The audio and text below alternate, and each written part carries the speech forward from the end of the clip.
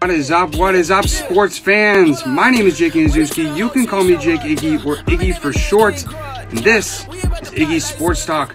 So I greatly appreciate everybody that is tuning in to Iggy Sports Talk for the 27th episode. Wow, it's crazy that this has already come here, and I really appreciate everybody who has tuned in for my podcast and my radio shows so far. Right now, I am broadcasting from 91.7 WPCR Plymouth, and I have a jam-packed, very exciting show for you guys. I have Michael Mckenry, who is a former Major League player and currently an MLB analyst for Sportsnet Pittsburgh, coming on the show in just a few minutes. And then I also have Ed Marino, who is the actor of Marty Daniels in Blue Mountain State, coming on at 4:20. So I'm just going to real quick invite Michael into the live, and him and I are going to get our conversation started. Let me just invite Michael. And we're just waiting for Michael to come into the live. But I hope everybody has been having a great week so far. At Plymouth State University right now, it's actually 70 degrees. So it's very kind of weird time, at least in New Hampshire. I hope everybody is having a great rest of their day and week so far. It's been kind of interesting, quite honestly. I mean, we saw last night, Monday Night Football was a pretty crazy game between the Patriots and the Jets. And it was something where, as a Patriots fan, it was very weird to be as excited as I was for that Jets game. And it's something where it's sad enough to be as excited as I was against the Jets, especially a 0-9 Jets, or now 0-9. And so it's something where, as a Red Sox fan, super exciting right now as well. Alex Cora just got rehired as the Red Sox manager. And it's something where I cannot wait to see how this really works out for the Red Sox and Alex Cora, and how they're going to be able to really be able to rekindle that relationship and bring a championship back to Boston. So Michael's connecting with me right now. How's it going, Michael? What's up? How are we doing? I'm doing great. How about yourself? I'm doing good. Thank you. Absolutely. Where are you located right now? I'm just curious. I'm in my truck. I just finished at the gym. Oh, there we go. I'm actually located in Plymouth, New Hampshire, and crazy enough, there's supposed to be snow on the ground right now, but it's actually 70 degrees. Oh, it's a beautiful day then. Yeah, you can't beat it whatsoever. So I want to start off our conversation first off, since 2020 is sort of winding down, and it's been a really unprecedented time, obviously, for everybody. But I was just curious, how did your 2020 go? And also, if you could name one memory that was your favorite part of 2020, even though it was a crazy year, what would it be? Man, 2020 has been crazy. I think it's been a blessing in disguise for me just to be able to slow down. I'm a guy that kind of never stops, ADD out the wazoo. So at the end of the day, it was a chance to slow down. I hate that, we've seen so much hurt, despair, and uncertainty all year, but I think that's where we grow the most. I think we've all either known someone or have someone close to us that it's either gotten sick or we've lost, and we lift them up in our prayers, and we hope their families are able to recover and kind of bounce back. But the one thing I would say that I probably am happy about in 2020 is I finished my knee rehab. I had ACL surgery right before the pandemic kind of all went down. Did my rehab all the way through. Was very fortunate to be able to go every single day. Didn't miss a beat, and I'm pretty much all in the clear now.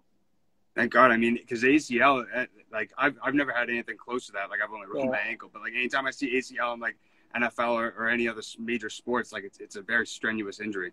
Yeah, it's no fun. I don't recommend it to anybody. Definitely not. Well, thank God you're all fully recovered and you're feeling all good right now. But I want to start off our conversation first with you going to your time in college at Middle Tennessee State University. Mm-hmm. And so you studied exercise science. And I was curious, when you went first into college, was that sort of like your main goal that you wanted to become or you wanted to fulfill your degree? Or did you kind of have in the back of your mind that you were going to try your best to get to the major leagues? I had no intention to finish my degree when I went to college. I wanted to play professional baseball. And ever since I was a little kid, and I was a guy that I took the burn the ship mentality. There was no plan B. I'm going full throttle at what I want to do. And if it fails, we'll figure it out in that time. So I went all in with baseball, and it didn't really work out too well my freshman year. Had a lot of ups and downs throughout college, injuries, whatnot, but it ended up working out, getting play pro ball and moving forward. But exercise science and just biomechanics, kigmatics, just the whole entire thing. When you think about kinesiology, exercise science, physiology, all of it, I love it. I think it played right into what I wanted to do with baseball, and it's really carried over into just my life in general. Just being able to take care of yourself is so important. I mean, going through 5 different knee surgeries, I'm doing my ACL, and I know exactly what I'm needing to do in every step of the way because I'm reading the protocols. I understand the way the body's supposed to respond all the way from the ground up. So it was nice to be able to have that kind of knowledge under my belt, and I never stopped growing. I continued to learn as much as I could as I was playing, from a strength coach, a sports psych guy. It didn't matter. I always wanted to try to grow as much as I could. That's pretty cool. So and I got to tell you, my mom said I have to finish my degree when I got drafted. So I owe it to her. I am going to go back, and it's not that I necessarily need it, but if I'm going to be telling my kids one day that they need to go to school, I better have a degree, right? Or I'll be a hypocrite.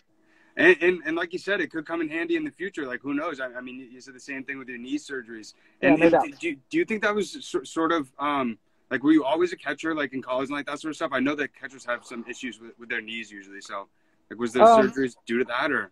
No, it actually wasn't. It was actually just genetics. That's interesting. The first couple of knee surgeries were just flukes, and then the second 2 knee surgeries had meniscus repairs. They were both when I was in the major leagues. My meniscus was tilted over time because of the way my genetics were made up and the way I walk. So I put too much pressure on my meniscus. I ended up tearing them in half. They repaired them and they held.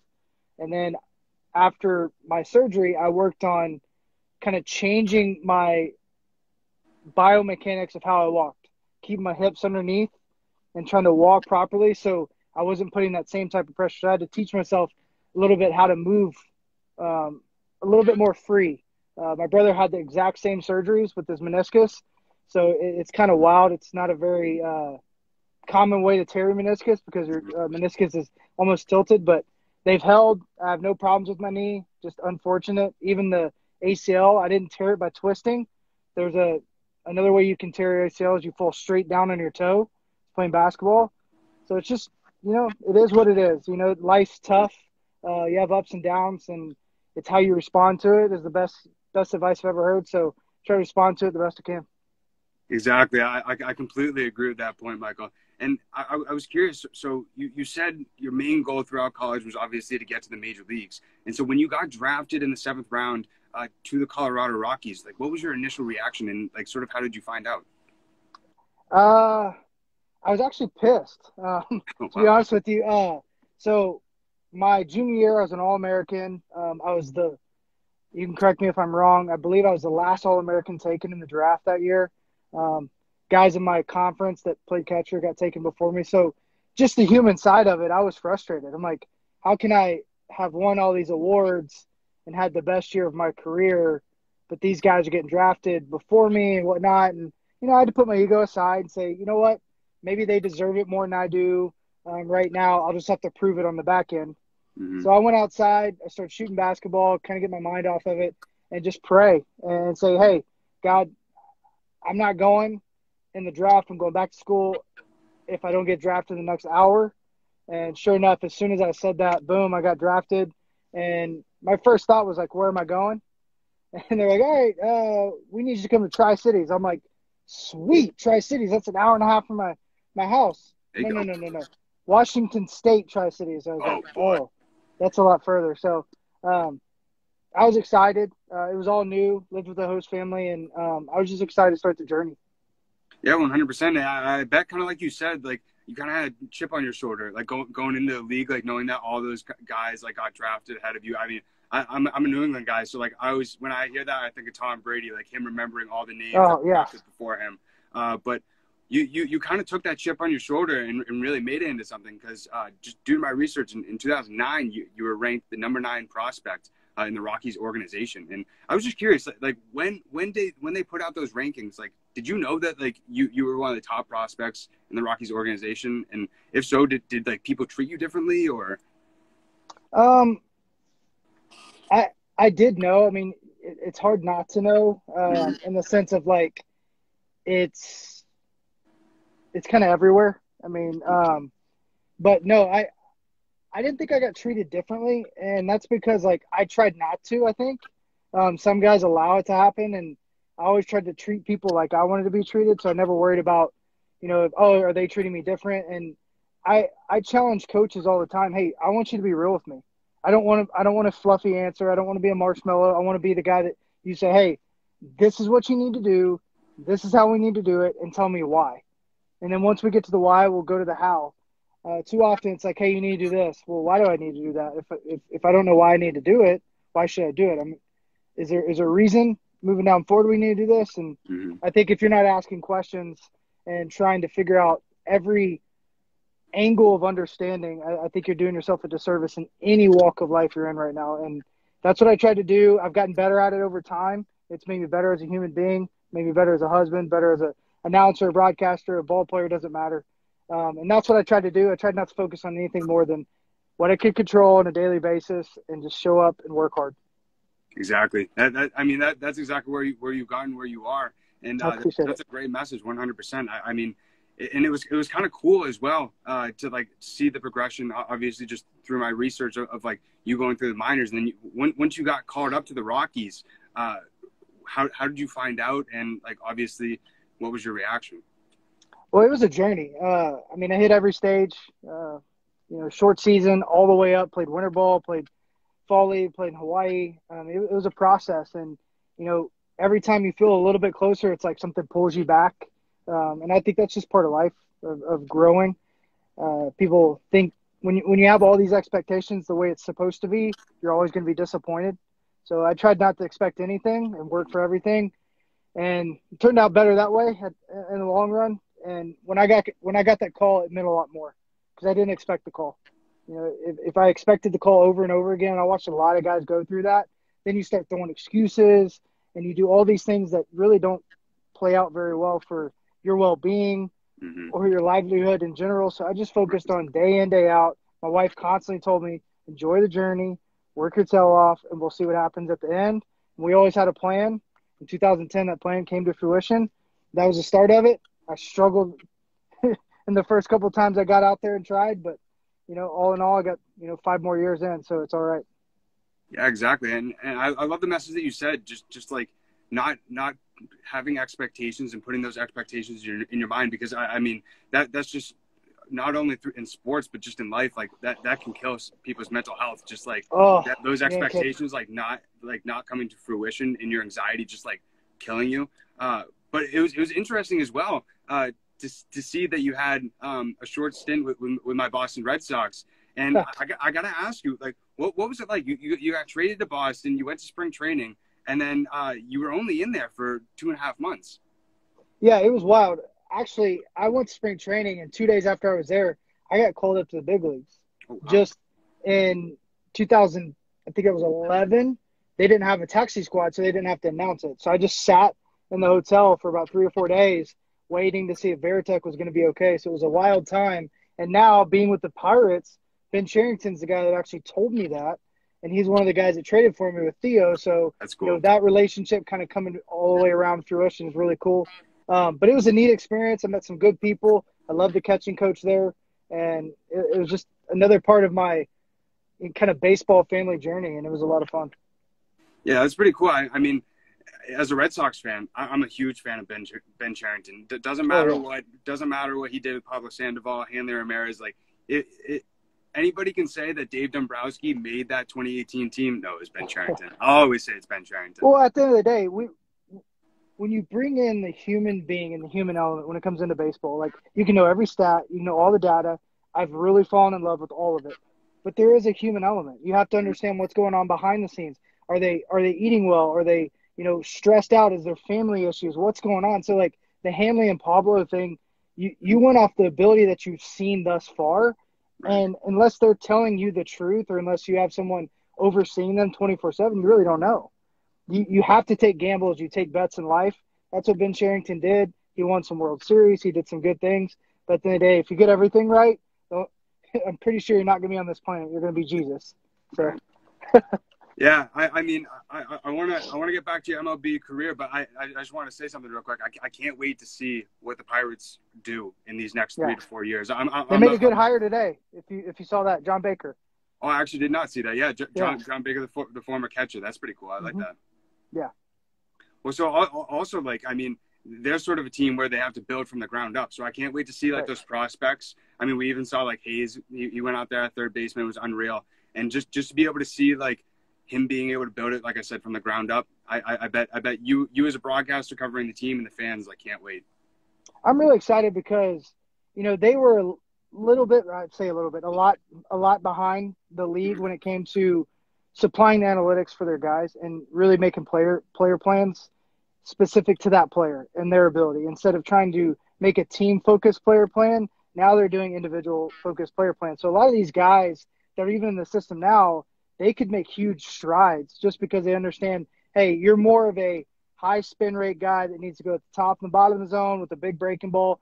The sinker thing you're trying to throw flattens out. It's really easy to hit. And honestly, it's a fly ball pitch for you. So that should tell you all you need to know. And then vice versa, really understanding how their body moves and maybe the mobility issues they have. Some of the things that they've kind of overlooked the last couple of years, I think are really going to make this team kind of jump off the pages pretty quick. I don't know how long it'll take them to contend because you have to kind of piece it together properly. But we've seen with Oakland and Tampa and some of these small market teams, you can make huge strides really fast and you can hold on to a contender for a while. Yeah, 100%. I could honestly see Josh Bell, maybe Musgrove, leaving town for some prospects. I won't be surprised. But while we're talking about the Pirates, I want to ask you about your first major league home run. And I was wondering, I was researching all last night. Was that at Wrigley Field? No, it was at PNC. Thanks. Oh, it was at PNC Park. But I was going to ask you, what was your experience playing at Wrigley Field? But what was it like just running around the bases like after you hit your first home run? Well, I was blessed to have a different type of first home run. We were kind of battling in and out of first place at the time in July. A lot of guys got hurt, so there's a lot of young guys stepping up in big ways, like Josh Harrison, Alex Presley, a lot of guys doing some big things. And that home run, it was a 10-pitch at bat against Carlos Marmol. It gave us a lead, and the fans went nuts. I mean, it was a packed house. Fans went nuts. I got a curtain call. So it was one of those, like, surreal moments for me because it was my first home run, my first curtain call, my first standing ovation. My first at bat, I got a standing ovation in Colorado, which was really neat. But this one actually did something for it. So it's something that will resonate in my heart forever. It's a big reason why I went back to Pittsburgh is because the way they treated me. I feel like it's a little bit of family there. Yeah, 100%. I mean, everything that I read, like everybody in Pittsburgh was praising you just for the heart and soul that you put into the team. And I got to ask you, like coming out of that dugout and just waving your helmet, do you get goosebumps? Like, what is that feeling like to have the entire stadium just like cheering you on like that? Honestly, I think I floated out of the dugout, and I don't even remember taking my hat off. But going back and looking at it, yeah. I mean, it's one of those moments you're kind of outside yourself. You don't even realize, what's happening. I wish I would have slowed down, taken it a little bit longer. But looking back at it, I mean, it's just really special. Yeah, 100%.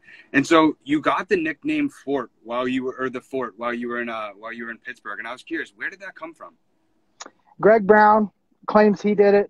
And then Walk claims he did it, and Steve Black claims he did it. So where it came from, I think it's just going to end up in the grave. We're never going to know. But I was a guy that had a lot of passion for keeping the ball in front of me. And one day I had a good game blocking a lot of balls, and they started calling me Fort Mckenry, and it stuck. Some nicknames will, kind of follow you from team to team, but they soon disappear. This one has followed me everywhere I've gone. I went to Colorado with me. I went to St. Louis with me. It followed me everywhere I went. And I'm glad it's the Fort. There's a lot of bad nicknames out there, so I'll take the Fort for sure. Exactly. I mean, and it was something like, so you said that you heard it in Pittsburgh when you went to Colorado and also St. Louis. So like did you hear it when you were on the road as well? Like was it sort of something where like each stadium you went to, like it was something that you would hear? Every now and then. I mean, the longer I played in the league, it kind of got around, but early on it was very new. Now it's kind of something I'm known for, especially in Pittsburgh. So it's kind of stuck. I mean, it's my tag on Instagram and Twitter. So it's something that I think will be around forever. Yeah, that makes sense. And so, like, during my research, I saw that you played with Andrew McCutchen, especially like in his prime. Like, what was that like? I mean, especially with the dreads, Andrew McCutchen, he was a completely different player. Yeah, I mean, I think Kutch is a great player, but he's a great human being. We were really close when we played in Pittsburgh, and I think the world of him and his family, and I think he's a guy that's going to be good for a long time. You know, when he was in his prime, so to speak, 2012 is probably his best year. 2013, he won the MVP. And I don't think people realize how good he really was. And I think being in Pittsburgh kind of held that back a little bit in the sense of the ballpark didn't play to his favor. I think if he was playing in somewhere like Philadelphia or Milwaukee or something, he's a guy that could have popped out 40 homers, 45 homers easy. And, he was able to hit for average. He had glimpses of incredible defense. He's actually gotten better. This past year, he's really, really good defensively. So I'm excited to see even next year, a year plus after his knee surgery. So he's a guy that, you fight for. He's character first, and he's a great teammate, great human, great husband, and I think the world of him. Yeah, anytime I see him, he's always got a smile on his face. And I don't know if you remember when he did those Instagram videos, those went viral. Uncle Larry? Yeah. He's a character. Yeah. I love it. Yeah, he's great. And so when you unfortunately got non-tendered from the Pirates, it was due to your injured knee, like you brought up earlier. And I was curious, sort of how did you find out that your time with the Pirates was sort of winding down? I knew immediately I slid into second base. I wasn't going to be a Pirate again. Yeah, it's just the way the world works, right? Like, I mean, we're seeing it right now, especially after a pandemic-plagued season, is you're seeing guys get J.A. Happ got non-tendered. He didn't get his there's things that, like, you have to understand when you're in this business or when you're in baseball that it is a business and that they're going to make the moves that they feel like they need to make. So I was a Super 2, so my salary was going to go up. I'm coming off a knee surgery that has a 35% chance of actually holding. And at the end of the day, I had to, let reality sink in. Like I said, I have no expectations. So my expectations of coming back immediately when I got hurt went away. I had none at all. I just focused on, all right, what's the next step? Went to LA, got my surgery, didn't get designated until the very last minute, literally, very last minute, 11:59 on the designated day. That's crazy. It was crazy. Yeah, it was absolutely nuts. It kind of pushed my free agency back, but it ended up working out great. I ended up playing Colorado for the next 2.5 years, and it's something that I'll be forever grateful for, to be honest with you, because every mishap, every failure, every shortcoming is an opportunity to take that next step and see where God's going to open up that next door. And that's exactly what happened. Mm-hmm. Yeah, I mean, that's sort of like a saying that I live by, is everything happens for a reason. And it's sort of pretty much happened when you were able to go back to the team that drafted you, the Rockies. And sort of when you signed back with the Rockies, did you have that sort of in the back of your mind, like, it's kind of cool that I'm signing back with the team that sort of brought me up? Yeah, I actually went against the grain. I had 3 big league offers, guaranteed deals, and I turned them all down and went to Colorado for a minor league deal.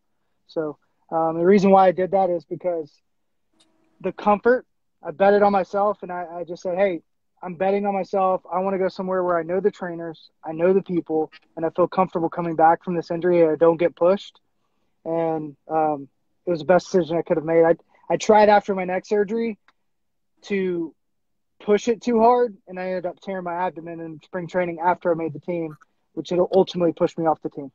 So makes sense. I got to ask you, like, how tough is it to sort of like run around the bases and sort of play in Colorado? Because I've heard in interviews that the altitude is sort of affects players, like when they go to like different stadiums, like they really see a difference. So I was curious, just your experience. Yeah, I mean, it's a little bit harder to breathe. I think it's the recovery day in, day out that's the hardest. Like, everybody talks about, oh, it's a better place to hit, it's a better place to do this. Well, what no one ever talks about is it's also a terrible place to recover, because your body recovers through, circulating blood. Without a bunch of oxygen kind of helping that blood circulate, your body's not pushing out that lactic acid. You're not getting that healing effect that you get in other places. Same thing with that dry weather, you don't get the sweat. so you don't actually detox the way you would in other places. So there's a lot of effects that are pluses and minuses, and I think at the end of the day you get used to it. You really do. Like you start to say, whatever, it is what it is. I'm gonna have to deal with it no matter what, and you just keep playing. Yeah, it's interesting. Yeah, because I saw an interview from Charlie Blackman, and I found it so interesting to hear just his experience, like from going to stadium and the differences. But during your time with the Rockies, you mentioned a little bit earlier that you were able to hit a walk-off home run in the 11th inning, and I've been able to hit a walk-off in Little League, but I got to ask you, hitting a walk-off in a major league stadium with everybody cheering you on, especially after you did you know that it was a home run after you hit it off the bat, and then once you ran around the bases, seeing everybody freaking out, like what was that like? It was really surreal for me because I knew that week was a weird week for me. I'd played most of the season with the torn meniscus, and Justin Morneau and a couple guys were like, hey, you can't play. You have to go get surgery. Like, you're miserable. Well, that week, that's the same week I hit that walk-off homer. And that made it even more special for me. I'm on a bad limb. I'm having to hit, the way I don't want to hit. I'm spread out, just trying to make things work. And then I hit a homer that, I got every bit of it. Hit it on the concourse and Coors Field, walk-off homer. So that was really, really more endearing to me than probably I could ever explain because, I felt everything kind of slipping away, because it was my second big knee surgery. I'm going to have to go through a 6 to 7 month rehab again and try to fight my way back. So that moment, I'm going to hold dear for a long time. Yeah, I mean, I saw a picture on Google and you're doing like the Superman, like when you're walking. Yeah. So like you could see the excitement when you were running around the bases. That's awesome. Yeah, I'm like a little kid most of the time. So, hey, that's what baseball is all about. Playing the sport that you love. No doubt. So during your time with the Rockies, I was just looking at the roster. I'm like, wow, he played with some all-stars. So you played with Tulo, Nolan Arenado, and Charlie Blackman. I had to ask your experiences with each of those guys, but mainly Tulo. I was curious. Troy Tulowitzki, everybody loved him in Colorado right before he got traded to the Blue Jays. So, like, did you notice while you were in Colorado sort of like the massive fandom that Troy Tulowitzki had? Troy Tulowitzki is a special being. If it wasn't for injuries and just the way his body was made, there's a good chance he would have been the Mamba of baseball, the Black Mamba. I mean, I speak very lightly because I really look up to Kobe Bryant. I always have looked up to Kobe Bryant, but that was his outlook. He had his own people. He took care of his body the best he could. He had a lot of mishaps, but he was that guy that wanted to win as much as anybody on the planet. And I really respected him. We had a mutual respect for each other. We loved talking ball together, but he was a winner. And if you weren't a winner, he wanted to get as far away from you as you could. And I'll always respect that. I loved watching him go about his business. I learned some things from him, and I wish he could have stayed healthy. I hope so. I when you were talking about him, I just had in like the back of my head a vision of him doing the Jeter in the Colorado Rockies, like sort of the jerseys where it's the cutoffs. I miss seeing him play. But also your time with two of the best hitters now in the major leagues, Charlie Blackman and Nolan Arenado. Like, what was it like playing with those players? And sort of like, did they have a certain process like when they went up to the plate? And is that one of the biggest reasons why they're so successful at the plate? Well, I don't know if you know much about their story. So Tulo was first rounder, pretty much immediately was in the big leagues. Nolan Arenado, this is my favorite. They literally didn't think he was going to be able to field in the big leagues. He just won his 8th Gold Glove, his 4th Platinum Glove, right? And then Charlie Blackman was a second-round pick, and they kind of pushed him back and said, he's going to be maybe a 4th outfielder. Well, they obviously both absolutely annihilated those expectations, right? So, exactly. And it speaks to their character, who they are every single day. I mean, Charlie Blackman, every single day, his routine is just daunting. It's relentless from, spring training all the way forward. He's there at the same time. He's doing the work almost the exact same way every single day. There's a little bit of shift every single day, but it's never a misstep. He's doing it every day. No speed bumps. He's just staying in his lane. And he's cruising along, doing what he's got to do. And he knows himself as good as any player I've ever played with. And he's a great human being. Nolan Arenado is the number one competitor I ever played with, period. That's cool. Like I would go to war with either one of those guys any day of the week. I respect them. I love them. I think the world of both of them. They have great people in their life, but it's really just the way that they go about their business. And if you're going to kind of, I guess, hold on to somebody to, if you're chasing your major league dream or you want to be successful in life, I'd follow those two guys in a heartbeat. That's really cool. Yeah. Cause I mean, I knew a little bit about Charlie Blackman's story just with him coming up, but I never knew that about Nolan Arenado. I mean, we see some of the plays that he makes over at third base with Right? like the Manny Machado sort of backhand, like on like a line, and then he finds a way. It's unreal. Really is. I've never seen anything like it. I've never, like, Key Brian Hayes is going to be a Gold Glover when Nolan Arenado is a lot older, but Key Brian Hayes makes plays very similar to Longoria. It just looks easy. He always puts himself in a good position. Nolan Arenado does that, plus he puts himself in terrible positions and fields balls that most people are like, what just happened?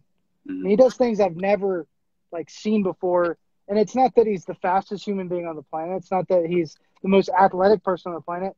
He's literally just very, very good at his craft. I mean, as good as you could possibly be at your craft at third base is Nolan Arenado, obviously. Interesting. Well, yeah, it's funny that you brought up Brian Hayes because Cole Tucker, I remember he was saying, he's like, watch out. I think he was on like MLB Network or something like that. He's like, he's going to be the next Nolan Arenado. And everybody's like, whoa, what are you talking about? And then you see Hayes go up in his like first 10 games and everybody's like, this kid's a future superstar.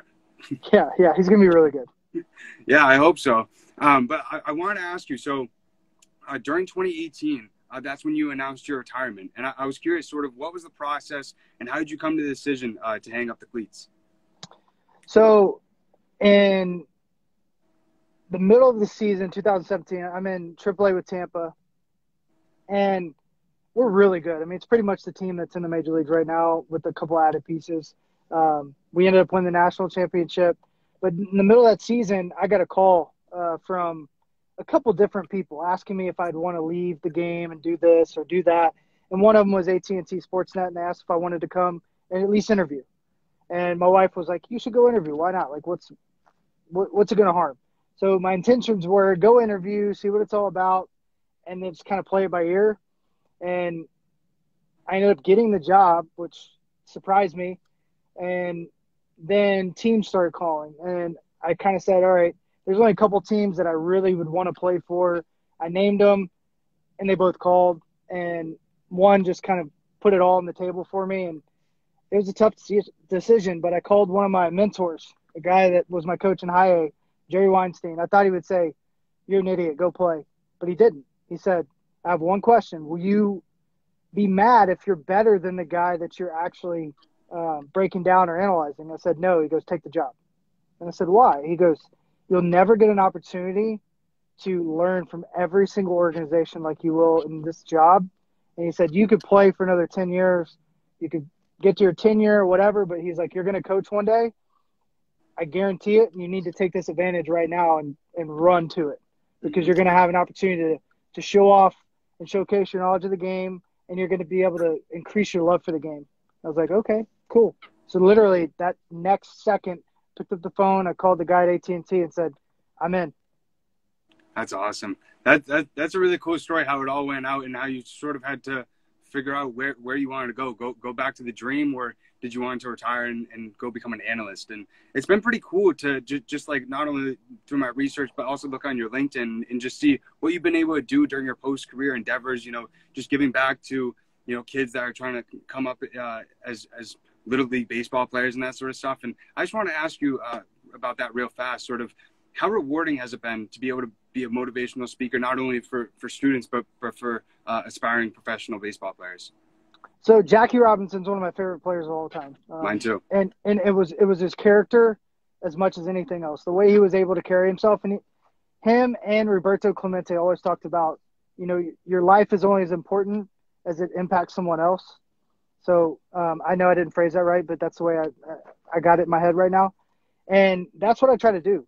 When I played, I always tried to take time to sign autographs, talk to people, just be a human being and let them, get what they need out of me. If I had that time, I wanted to give it back.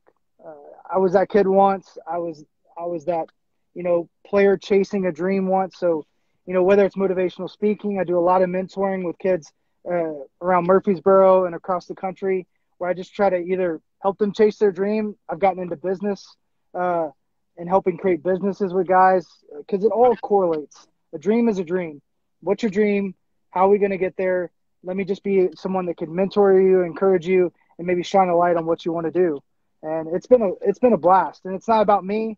It's about the big man upstairs. I'm supposed to, let him work through me, and that's what I'm trying to do on a daily basis. Exactly. I love that message, Michael. And I really appreciate you taking the time to come on the show today and not only explain your experience of your baseball career, but sort of like you just mentioned, what you've been able to do, the amazing things that you've been able to do during your post-career endeavors. So everybody that's listening and watching right now, go over to Instagram, follow Michael, the Fort Mckenry, and go and follow all the amazing things that he's doing. I appreciate it. Thank you. Really appreciate you having me, and God bless you. Absolutely. Have a good one. Thank you. All right. See you, brother. Yeah.